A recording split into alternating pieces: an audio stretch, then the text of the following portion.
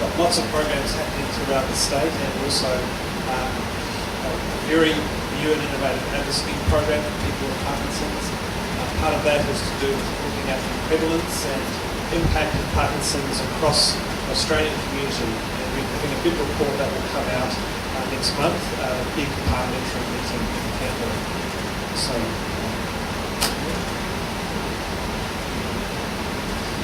So my talk though today is about some aspects to do with Parkinson's as it relates to the Dance for Parkinson's project. And for me, dancing is a bit like thinking on your feet, so I thought that would be sort of a way of us conceptualising a little bit about the program itself. But I'm really interested in Parkinson's as a population too, because we know that postural instability is a hallmark of Parkinson's, and falls are a consequence of that. So falls in Parkinson's disease, greater than 40% of people with Parkinson's fall, and this is really, of course, quite a traumatic event because it results in a lot of emergency visits to hospitals, and it's also overall the largest contributor to healthcare costs of people with Parkinson's. The thing is, when you do fall, of course, you develop a fear of falling, and so that again has a consequence of social isolation that occurs, and people lose their independence, and they also are at a higher risk of depression. And the thing is with Parkinson's, because people with Parkinson's don't have very good movement, they tend to be very stiff.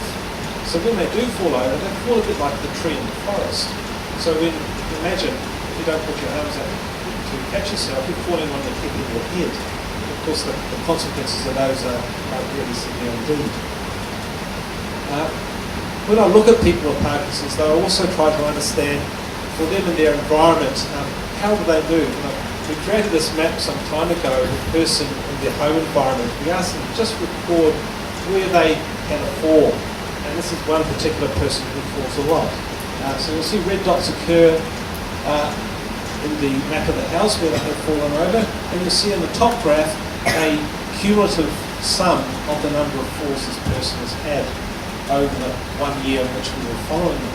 You can see this is pretty drastic for that person. You can see though within their context of their house, they've had a lot of falls in the kitchen, living room, bedroom, in those environments where they have to do a lot of postural transfers, getting up, sitting down, and where they have a lot of other tasks, like 2 tasks to do at the same time. So in the kitchen, you're trying to stand up and make a cup of tea, there's more than one thing happening there in terms of coordination. So we try to also get a bit of science into this to understand what's going on with these people. Why is their coordination different? So we bring them in our big laboratories. You can see up in the top left-hand side there, a person all kitted out with markers on them.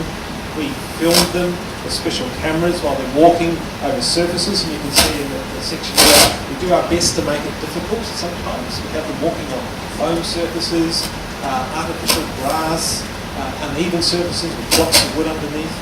And when we look at that, we can see that the coordination of their whole body is affected. And what we do note is that, I'll use this very liberally, is that people with Parkinson's are a bit like penguins in some ways. So when people with Parkinson's walk, they tend to not move their arms much. They tend to have a lot of upper body motion, more than you would see in an everyday person walking along naturally. So this instability side to side, we think is a real prime thing that people need to take consideration of when you're designing rehabilitation programs, for example. We've also gone on to try and find some simple clinical measures which we can use to try and predict for people with Parkinson's who may not have fallen, or those who haven't fallen maybe only once or twice, are they likely to fall in the future again?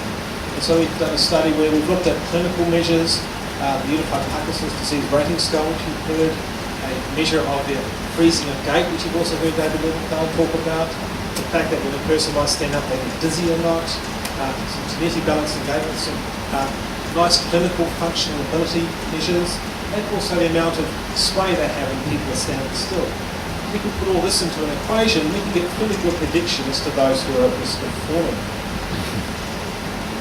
The thing is with Parkinson's is a lot of these things we talked about are really fairly much motor symptoms, and that's what we classically see: the tremor, reduced arm swing, the rigidity, and the forward tilt of the trunk. Really, also another lot of non-motor symptoms. David also mentioned that, non-motor symptoms, and with the colleagues in the UK. We know that people with Parkinson's have a higher degree of depression and anxiety. They also have some mild cognitive impairment, and there's often more rapid progress to dementia later on in the disease itself. In particular, people with Parkinson's have a problem with their cognition or executive function. That is their ability to inhibit responses or to have or to give attention to particular tasks or to plan movements, for example. So this deficit or the difficulty with executive function is something that comes into play a lot in dancing, of course, when you're actually moving around and trying to coordinate your body, have a conversation with somebody at the same time. When you look at the neuroanatomical changes, and again, David also mentioned that in doing brain scan imaging, well, we can tell you that at the moment that in Parkinson's, when you look at their dopaminergic system, which is the system that's the neurotransmitter that's affected in Parkinson's, and it projects right up to the front of the brain and into some areas of the brainstem area, that is affected in both aging and in Parkinson's. And when you look at a young and an older person's brain, you can see there's differences in level of dopamine in their brain. Young have got a lot, older have less. The green bits that you see highlighted in the older parts there are the basal ganglia, part which is affected in Parkinson's. You can imagine a person with Parkinson's hardly has any activity in that area whatsoever.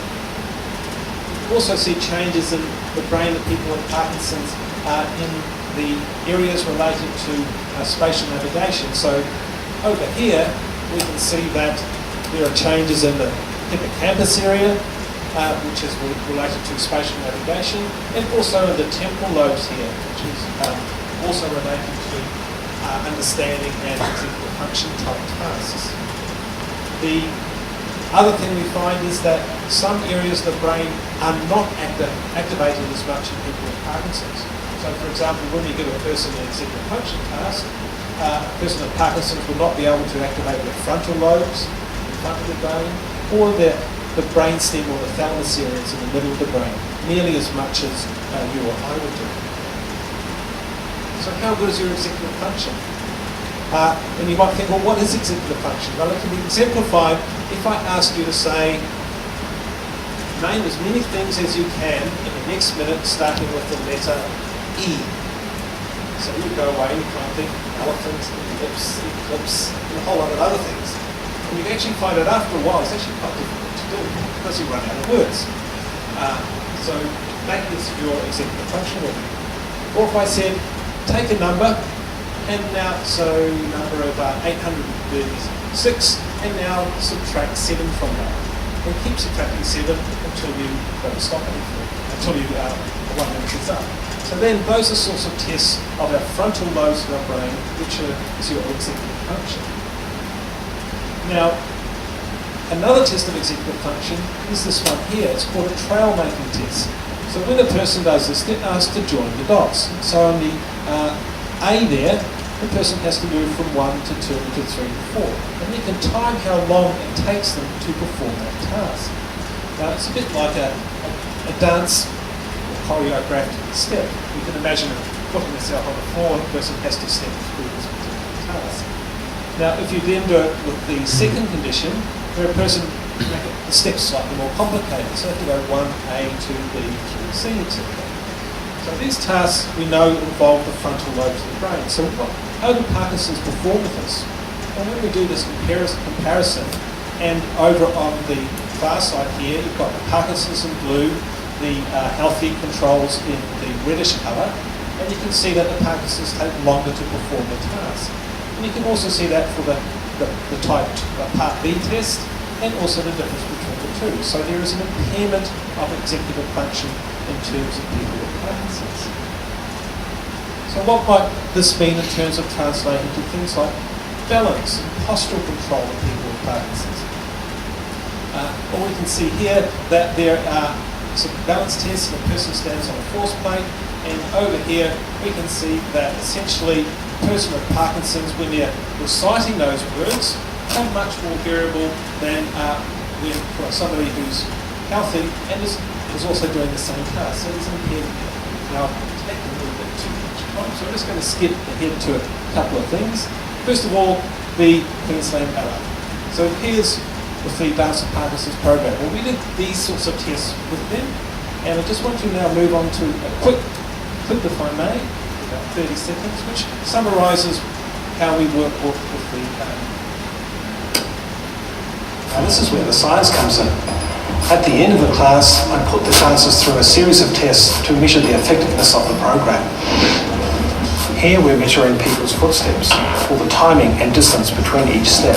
And this balance platform measures how stable people are on their feet. As well as physical tests, there's mental ones too, like this naming game.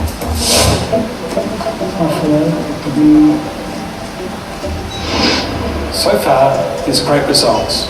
After just 6 months, there's improvement in people's walking ability. They can walk faster and with a much better pace. Some may even be able to walk and talk on their mobile phones. So there are benefits that can accrue with the Dance for Parkinson's and other exercise classes. And importantly though, we think that the exercise programs like the Dance for Parkinson's are very good for enable a person-centered approach to the issue. So people can take control of their disease and how it's affecting them by engaging more in some alternative approaches. I think dance is a very good one. The other thing I think I'd just like to mention in final further considerations is that Dance for Parkinson's is a very motivating environment. Okay? Beyond the normal Queensland motivations that we find around us, it's fantastic. It also, we think, really helps adherence to undertaking exercise and becoming out there and becoming socially engaged. And lastly, if you really want to come along and be part of the Parkinson's community, we are having an event. So I'll just put that up. Thank you very much.